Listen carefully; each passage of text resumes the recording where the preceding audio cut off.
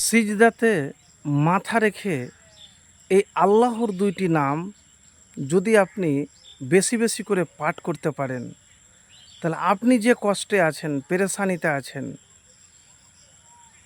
যে মুসিবতে আছেন, আপনি বারবার ব্যর্থ হচ্ছেন, সফলতা আসছে না, আপনি সব কাজে বিজয় লাভ করবেন। আপনার পেরেশানি, আপনার কষ্ট দূর হবে।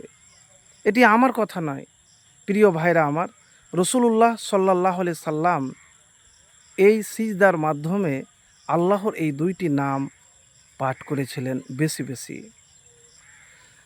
আলী রাজিয়াল্লাহু তাআলা বলেন, বদরের যুদ্ধের দিনে আমি কিছুক্ষণ যুদ্ধ করে রসুলুল্লাহ সাল্লাল্লাহু আলাইহি সাল্লাম কী করছেন তা দেখার জন্য তাড়াহুড়ো করে ফিরে আসলাম।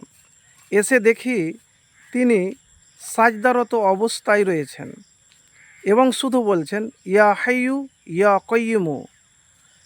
এর বেশি কিছুই বলছেন না। এরপর আমি যুদ্ধের মধ্যে ফিরে গেলাম। কিছুক্ষণ পরে আবার আসলাম। তিনি সাজদারত অবস্থায় ওই একই কথা বলছেন। এরপর আমি যুদ্ধে ফিরে গেলাম। কিছুক্ষণ পরে আবার ফিরে আসলাম। এসে দেখি তিনি একই কথা বলছেন। এরপর আল্লাহ তাকে বিজয় দান করেন।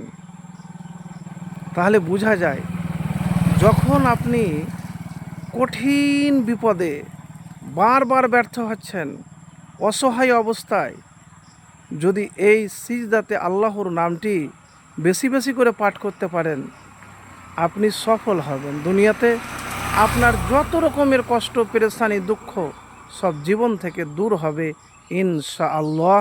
আমলটি করে দেখুন, ফলাফল পাবেন।